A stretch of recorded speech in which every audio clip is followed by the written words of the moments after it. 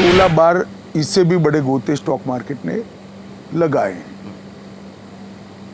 इसको चुनाव के साथ जोड़ना नहीं चाहिए। खैर, अफवाहों के कारण ऐसा हुआ भी होगा, तो 6 जून के पहले आप बाय कर लेना, 4 जून के पहले वो शूट अप करेगा। हेलो दोस्तों, तो जैसा कि आपने इस वीडियो में देखा कि माननीय गृह मंत्री श्री अमित शाह जी ने कहा कि 4 जून से पहले खरीद के रख लीजिए, क्योंकि अगर बीजेपी की सरकार स्ट्रॉन्ग गवर्नमेंट के साथ आती है तो मार्केट शूट जरूर करेगा। ये बात सही है कि जब जब भी मार्केट में अगर ये दिखता है कि एक स्ट्रॉन्ग गवर्नमेंट आने वाली है तो मार्केट उससे पहले एक स्ट्रॉन्ग रैली दिखाता है। तो आज की इस वीडियो में हम लोग देखेंगे कि उन्होंने कहा कि बाई करना है, लेकिन क्या चीज़ बाई करना है, किस सेक्टर के स्टॉक्स को बाई करना है, किस तरह के स्टॉक्स को बाई करना है और उसको अपने पोर्टफोलियो में रखना है, ताकि जब मार्केट स्ट्रॉन्ग रैली दिखाए तो हमको ज़्यादा से ज़्यादा प्रॉफिट मिले। आज हम लोग अच्छे तरीके से उसको एनालाइज करेंगे। अब डायरेक्टली हम लोग स्टॉक्स पर जाने से पहले सबसे पहले हम लोग 2024 का जो बजट है उस पर एक नज़र हम लोग डालते हैं। तो बजट को देखने से ये पता चल रहा है कि जो करंट जो बीजेपी की गवर्नमेंट है, खास करके वो इंफ्रास्ट्रक्चर पर ज़्यादा फोकस कर रही है, वो डिफेंस पर ज़्यादा फोकस कर रही है, रेलवेज एंड ट्रांसपोर्ट पर ज़्यादा फोकस कर रही है, ग्रीन एनर्जी को इंक्रेज कर रही है उसके प्रोडक्शन के लिए। तो इस तरीके के जब गवर्नमेंट क्लियरली अपना एक इंडिकेशन देता है कि हमें इस सेक्टर पर हमको फोकस करना है, तो आज से इन्वेस्टर हमारी कोशिश यही होनी चाहिए कि इस सेक्टर से रिलेटेड जितने भी स्टॉक्स हों उनको अपने पोर्टफोलियो में ज़्यादा से ज़्यादा प्रायोरिटी रखें और उसको अपने पोर्टफोलियो में इंक्लूड करें। अब प्रॉब्लम ये आती है कि जितने भी सेक्टर्स हैं उसमें बहुत सारा अलग अलग स्टॉक होता है, तो उसमें किस तरीके के हम लोग स्टॉक्स को इंक्लूड करना है, इसके लिए हम लोग अलग अलग पैरामीटर को हम लोग देखेंगे, उसके फाइनेंशियल रेशियोज को देखेंगे, उसके फंडामेंटल्स को हम लोग नज़र डालेंगे। अब यह है कि फाइनेंशियल और फंडामेंटल्स हम लोग कैसे देखें, तो इसके लिए आप अलग अलग टूल्स इस्तेमाल कर सकते हैं जो कि बहुत ईजिली अवेलेबल है। इसके लिए सबसे आसान जो है वो है टिकर फिनोलॉजी करके आप डायरेक्टली सर्च कर सकते हैं। टिकर फिनोलॉजी, उस पर आप डायरेक्ट जिस सेक्टर को, उसमें बहुत सारा सेक्टर भी है, तो जैसे कि हमने जिस सेक्टर को आपको बताया, जो हमने 5 या 6 सेक्टर बताया, उस सेक्टर में आप जा सकते हैं और उस सेक्टर को आप इजीली उसमें जितने भी हैं स्टॉक्स को आप उसमें मिल जाएगा। अब उसमें आपको क्या क्या फाइनेंशियल रेशियोज देखना है, इस पर हम लोग उसको आसान तरीके से समझेंगे। अब किसी भी सेक्टर को सिलेक्ट करते समय हमको 5 अच्छे पैरामीटर, इंपॉर्टेंट पैरामीटर्स को देखना होगा। सबसे पहले हमको ये देखना होगा कि जो सेक्टर हम लोग चूज़ किए हैं वो उसका 5 ईयर का ईयर ऑन ईयर उसका प्रॉफिट इंक्रीजिंग होना चाहिए। लिटिल बिट अगर किसी ईयर में थोड़ा सा ड्रॉप डाउन होता है तो उतना चलता है, लेकिन ओवरऑल उसका ग्रोथ हमेशा इंक्रीजिंग होना चाहिए। दूसरा, उसका सेल्स और रेवेन्यू 5 ईयर का सेम, वो भी इंक्रीजिंग होते रहना चाहिए। तीसरा, आप ये देख सकते हैं कि उस कंपनी में डेप्ट कितना है, डेप्ट टू इक्विटी रेशियो जितना कम है उतना और सही, अगर 1 से नीचे है तो और अच्छा है। चौथा, आप रेशियो देख सकते हैं, प्राइस टू बुक वैल्यू देख सकते हैं। प्राइस टू बुक वैल्यू ये बताता है कि वो कंपनी कितनी महंगी हुई है। Price to book value generally 2, 3, 4 है तो सही है, 5 तक भी होता है तो सही है, उससे ज़्यादा नहीं होना चाहिए। इसका मतलब कि ऑलरेडी उसका ओवर प्राइस हो चुका है, ओवर वैल्यूड हो चुका है, तो उससे रिटर्न की एक्सपेक्टेशन और कम कर सकते हैं। लेकिन जनरली कभी कभी ऐसा होता है कि प्राइस वैल्यू अगर अच्छा कंपनी है तो महंगा भी हो जाए तो भी लोग खरीदने के लिए उस पर रख सकते हैं, उसमें कोई प्रॉब्लम नहीं है। छठा जो इंपॉर्टेंट है वो है कि शेयर होल्डिंग पैटर्न्स को आपको देखना होगा। शेयर होल्डिंग पैटर्न्स यानी कि प्रोमोटर का होल्डिंग, उसमें शेयर्स कितना है, उसमें एफआईआईस भी इन्वेस्टमेंट उनका है या नहीं है, फिर म्यूचुअल फंड जो लोग हाउस है उसका उसमें उन लोगों में इनटेक लिया है या नहीं है, फिर जो रिटेल है उन लोगों का कितना उसमें इन्वेस्टमेंट है। तो अगर डिफरेंट लोग अगर अलग अलग रहते हैं उसमें इन्वेस्टमेंट है तो एक अच्छा चीज़ है कि वे लोग हम लोग से ज़्यादा इंटेलिजेंट है इसलिए उन्होंने इन्वेस्टमेंट किया है, तो एक अच्छा एक इंडिकेटर है कि बाकी लोग भी उसमें इन्वेस्टेड है। छठा, आपको ये चीज़ देखना है कि उसका टेक्निकल एनालिसिस को देखना है कि अभी जो है वो उस स्टॉक का जो चार्ट है वो क्या इंडिकेट कर रहा है, अभी वो चार्ट या फिर इंक्रीजिंग है या फिर डिक्रीजिंग सिचुएशन में है, तो ये आपको टेक्निकल एनालिसिस से पता चल जाएगा। तो आपको बस चार्ट देखना है कि चार्ट जो है इंक्रीजिंग होना चाहिए। तो इसको हम लोग एक एग्जांपल लेते हैं, उसको हम लोग करके देखते हैं। अब एग्जांपल के लिए जैसे कि हमने आपने बताया कि आपको 6 फाइनेंशियल रेशियो को देखना है, इसके साथ साथ उसके चार्ट को भी देखना होता है, तो हम लोग एग्जांपल लेते हैं और देखते हैं। तो सबसे पहले हम लोग क्या करेंगे कि टिकर बाय फिनोलॉजी, यहाँ पर हम लोग सर्च करेंगे, टिकर फिनोलॉजी करेंगे, ये टिकर फिनोलॉजी, तो यहाँ पर चला आएगा डायरेक्ट। अब जैसे कि यहाँ पर टिकर बाय फिनोलॉजी, यहाँ पर हम लोग क्लिक करेंगे। अब यहाँ पर सब कुछ इसका इंटरफेस दिख रहा होगा या क्या करना, हमको सबसे पहले सेक्टर में जाना है। यहाँ पर सबसे ऊपर दिख रहा होगा होम स्क्रीन पे, उसके सामने होम मार्केट आईपी, यहाँ पर हमको सेक्टर में जाना है।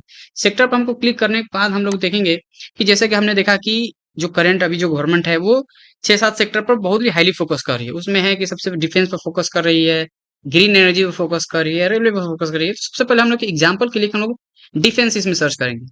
तो आपने जैसे ही इसमें डिफेंस सर्च किया तो यहाँ पर आ गया कि देखिए डिफेंस में 9 लिस्टेड कंपनीज है, जिसमें एक माइक्रो कैप की कंपनी है, 4 स्मॉल कैप की है, मिड कैप की है और लार्ज कैप की 2। जैसा कि हमने पिछले वीडियो में बताया था कि स्मॉल कैप वैसी होती है जिनका मार्केट कैप 5,000 से नीचे होता है। मिड कैप में 5,000 से 20,000 के बीच में जितना कंपनियां होती है उसको हम लोग मिड कैप बोलते हैं, और लार्ज कैप जिसका मार्केट का वैल्यूएशन 20,000 करोड़ से ज्यादा होता है उसको हम लोग लार्ज कैप बोलते हैं। अब इसको हम लोग इसमें डिटेल्स में जाते हैं। अब यहाँ पर सब कुछ दिख रहा होगा, देखिए आपको टॉप परफॉर्मिंग कंपनीज है, ये इसके एनालिसिस के बेसिस पर है कि टॉप परफॉर्मिंग कंपनीज में क्या क्या है। हिंदुस्तान एरोनॉटिकल्स है, भारत डायनेमिक्स है, Data Pattern, Astra Microwave Productions, Paras Defence and Space, ये सारा चीज इसका दिया हुआ है। तो अब हमको देखिए यहाँ पर ये कुछ कुछ यहाँ पर आज का ये टुडेस गेनर, ये आज के बेसिस पर इसका कुछ है कि इसने 12%, आज देखिए भारत डायनेमिक से 12% गेन हुआ। सबसे पहले इसको हम लोग खोल लेते हैं, इसी को लेकर के हम लोग एनालाइज करते हैं कि देखते हैं कि हम लोग को क्या क्या देखना होता है एक स्टॉक में। तो सबसे पहले यहाँ पर देख लीजिए, यहाँ है क्या कि यहाँ पर कुछ कुछ ये अकॉर्डिंग टू द टिकर फिनोलॉजी उन्होंने अपना कुछ दिया है कि इस कंपनी का ओनरशिप जो है स्टेबल है, इसका वैल्यूएशन जो है एक्सपेंसिव है, एफिशिएंसी कैसा है तो ऑप्टिमल है, फाइनेंशियल्स क्या है वीक है, ये सारा चीज है इन लोगों का। अब हम लोग यहाँ पर देखें, देखिए यहाँ पर जो मार्केट कैप जो है, इसका मार्केट कैप कितना दिया हुआ है, 42,539.58 करोड़। इसका मतलब ये है कि ये लार्ज कैप की कंपनी है क्योंकि 20,000 से इसका वैल्यूएशन ज्यादा है। तो हमको पूरा चीज नहीं देखिए, यहाँ पर देखिए price to book value, price to book value कितना है, 12 है, यानी कि कंपनी अपने जो बेस इसका जो प्राइस है उससे 12 गुना है, इसीलिए यहाँ पर जो है आपको वैल्यूएशन देखिएगा तो यहाँ पर एक्सपेंसिव लिखा है, मतलब ये बहुत ज्यादा महंगा हो चुका है। इसके साथ साथ और देखिए इस पर कंपनी पे क्या है, डेप्ट है 4 करोड़, जो कि बहुत कम है। इस कंपनी का मार्केट वैल्यू इतना है और 4 करोड़ डेप्ट है, यानी कि डेप्ट बाय इक्विटी वैल्यू निकालिएगा तो बहुत ही कम आएगा। तो ये ठीक है, यानी कि डेप्ट टू इक्विटी रेशियो तो अच्छा है, प्राइस टू बुक वैल्यू थोड़ा सा ज्यादा है, एक्सपेंसिव है। फिर हम लोगों ने तीसरा कहा कि कंपनी का जो है प्रोमोटर को देखिए, प्रोमोटर क्या है, प्रोमोटर का कितना स्टेक है, तो प्रोमोटर तो 74.93% है। तो ये ओवरऑल यहाँ पर देखिए आरओई कितना है, आरओई यानी कि 11.35%, यानी कि रिटर्न ऑन इक्विटी जो है 11.35%। इसके साथ साथ हमको और कुछ देखना है, यहाँ पर हमको बोले कि सेल्स आपको देखना होगा। तो सेल्स के लिए हम लोग सबसे पहले नीचे आएंगे, यहाँ देखिए ये 3-5 ईयर्स का सेल्स, तो सेल्स तो ऐसा है कि सेल्स इसका नेगेटिव है, नेगेटिव 11.47 है, यानी कि सेल्स पॉजिटिव के अलावा इसमें नेगेटिव है। प्रॉफिट ग्रोथ भी 5 ईयर का नेगेटिव ही है।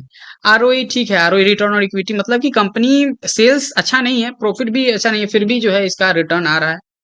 तो हमेशा ऐसा नहीं होता है। अब ये इसके केस में इसका डेप्ट इक्विटी आपने देखा कि डेप्ट इक्विटी ऑलरेडी जीरो है, जो हमने बोला कि बहुत कोई 8-9 करोड़ तो कोई मायने नहीं रखता, बहुत ही कम।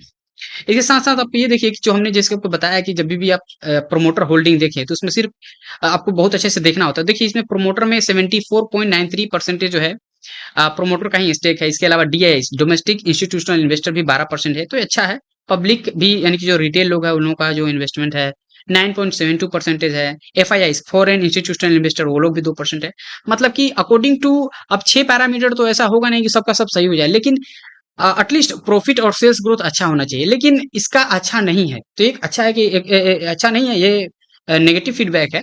इसीलिए आप देखिएगा यहाँ पर कि फाइनेंसियल्स इसका वीक बताया गया कि प्रॉफिट और दोनों सेल्स है ही नहीं, तो अच्छा है ही नहीं, तो फिर हम लोग कुछ कह ही नहीं सकते। लेकिन फिर भी अगर आप इसका चार्ट देखिएगा, प्राइस का चार्ट देखिएगा, तो यहाँ आपका अगर इसको हम लोग इसके प्राइस को चार्ट देखिए, 1 वीक का देखिए, 1 मंथ का देखिए या फिर 3-5 का, तो कहीं ना कहीं ये स्टॉक बढ़ रहा है। तो बहुत बार ऐसा एक्सेप्शन होता है कि जो है पीसीयूस के नाम पर ये स्टॉक भी चल गया। गवर्नमेंट अगर एक इंटेंशन बना ले कि हमको डिफेंस में ही ज्यादा प्रमोट करना है, तो उसमें एक दो कंपनियां ऐसी भी होती है जो जो बोलते हैं नहीं कि जो गेहूं के चक्की में घुन भी पिसा जाता है, ये वही वाला हाल है ये सब स्टॉक। लेकिन ये हमेशा सही नहीं होता है। जब भी अगर अच्छा सा करेक्शन आ गया तो ये लोग ऐसे स्टॉक पहले पिटता है।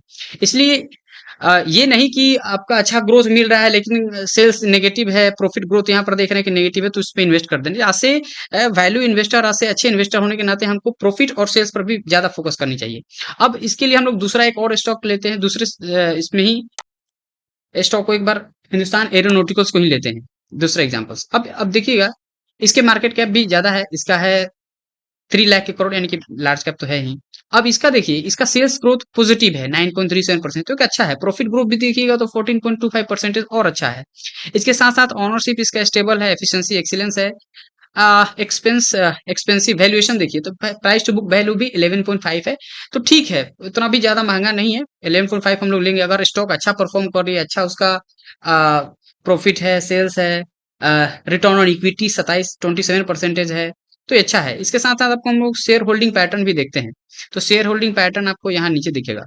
अब देखिए, शेयर होल्डिंग प्रोमोटर जो है 71.64% है, एफआईआईज़ 12.42 है, 9 पॉइंट डीआईएस भी है, तो एक अच्छा है। प्रोमोटर सब लोग डाइवर्सिफाई से सब लोगों का इसमें इन्वेस्टमेंट है। इसके साथ-साथ देखिए, sales growth year on year बढ़ ही रहा है, तो अच्छा है। प्रॉफिट ग्रोथ भी बढ़ ही रहा है, रिटर्न ऑन इक्विटी भी थोड़ा बहुत फ्लक्चुएट होता है, लेकिन कोई प्रॉब्लम नहीं है। आरओसी भी बढ़ रहा है, तो हमको ऐसे स्टॉक्स में इन्वेस्टमेंट करना है। इसके साथ-साथ इसका अभी करंट जो चार्ट हम लोग देखते हैं, यहाँ देखिए करंट चार्ट प्राइस रेट का क्या है। वन डे शायद आज का मार्केट थोड़ा-सा गिरा हो, लेकिन 1 वीक का देखिए तो 19.7% का रिटर्न है, 1 मंथ में भी 25%, यानी कि अभी ये रैली में है, इसमें कोई है ही नहीं कि जो है डिफेंस में जैसे गवर्नमेंट फोकस की थी, तो अभी आप देखिए, या जब जो हम लोग का 1 अप्रैल से जो बजट आया, तो 1 अप्रैल के समय इसका प्राइस जो था 3403 था, अभी के समय में लगभग 1 या 2 मंथ में ही 46,000, मतलब कि 100 अच्छा है, 30-40% आपको रिटर्न मिला, 30% के अराउंड रिटर्न मिला, तो यही है। और इसमें और भी रैली हो सकती है, क्योंकि अगर गवर्नमेंट इंटेंशनली इस पर फोकस देती है, एक अच्छा कंपनी है, गवर्नमेंट इस पर खास करके बीच में कुछ ऑर्डर भी आया था, क्योंकि पहले जो हम लोग जितना भी डिफेंस का प्रोडक्ट था, जो बाहर की कंपनियों को ऑर्डर मिलती थी, अब जो है हम लोग जो है मेड इन इंडिया के तहत जो है हम लोग हिंदुस्तान एरोनॉटिकल्स यही पे फोकस करती है। तो वैसे ही आपको एनालाइज करना है, बहुत कुछ नहीं देखना होता है, आपको बस मेन चीज देखना होता है कि सेल्स, आरओई क्या है, प्रॉफिट क्या है, मार्केट कैप ठीक ठाक है, फिर शेयर होल्डर का पैटर्न्स क्या है, ज़्यादा चीज़ है। फिर करंट आप देख सकते हैं कि ये ट्रेंडिंग में, अब ये देखिए, ऐसे चार्ट देखने से ही पता चला टेक्निकल में कि ठीक है, इसका जो है ग्राफ जो है पॉजिटिव ग्राफ है, तो एक अच्छा इंडिकेटर है। तो ये सारा चीज़ देख करके आप स्टॉक्स को एनालाइज कर सकते हैं। जैसे कि हमने ये बताया कि सिर्फ एक स्टॉक एक सेक्टर का ही है, इससे आप अलग-अलग सेक्टर का भी एनालाइज कर सकते हैं। इसके साथ ही हमको ये भी ध्यान देना है कि हमको एग्रेसिव होकर के इन्वेस्टमेंट कभी नहीं करना है। अगेन आपको डाइवर्सिफिकेशन मेंटेन रखना है। ऐसा नहीं है कि ये पूरा हम लोग पूरा ओवर कॉन्फिडेंट में होकर के पूरे जो पैसे को जो है इक्विटी में ही डाल दिए, नहीं। इसके साथ साथ म्यूचुअल फंड में भी डालना है, क्योंकि at the end of the day अगर मार्केट अगर रैली दिखाता है तो सिर्फ स्टॉक्स में नहीं, जितने भी कमोडिटीज़ हैं, जितने भी इंस्ट्रूमेंट है, फाइनेंशियल इंस्ट्रूमेंट, सब में बढ़ोतरी होती है। तो अगर आप म्यूचुअल फंड में भी अगर पैसा लगाते हैं तो वहाँ भी इंक्रीमेंट होगी। तो एक अच्छा इन्वेस्टमेंट यही है कि हम लोग डाइवर्सिफिकेशन किसी भी सिचुएशन में मेंटेन रखें, वो हम लोग के लिए, या फिर हम लोग के लिए रिस्क को हमेशा मेंटेन करके रखता है, हमेशा रिस्क हम लोग का कम रहेगा और एक अच्छा एक सेफ इन्वेस्टमेंट हमेशा बना रहेगा। अगेन ये मेरा विचार है कि अगर आपको अगर ये लगता है कि अगर करंट गवर्नमेंट अगर फिर से अगर कंटिन्यू नहीं करेगी तो फिर आपके जो इन्वेस्टमेंट है आपके तरीके से हो सकता है। हमारा विचार ये है कि अगर गवर्नमेंट अगर आती है तो उस तरीके के हम लोग इस तरीके के जो है स्ट्रेटजी को हम लोग यूज़ करके अपॉर्चुनिटी, जो हमेशा एक इलेक्शन से पहले एक अपॉर्चुनिटी होता है, उसको हम लोग यूटिलाइज़ कर सकते हैं। इसलिए आप ध्यान रखिए, ये आपका पैसा है, ये आपका हार्ड एंड मनी है, इसको आप अच्छे से एनालाइज करके, अच्छे से उसको समझ करके अपना पैसा को इन्वेस्टमेंट करें। Thank you so much.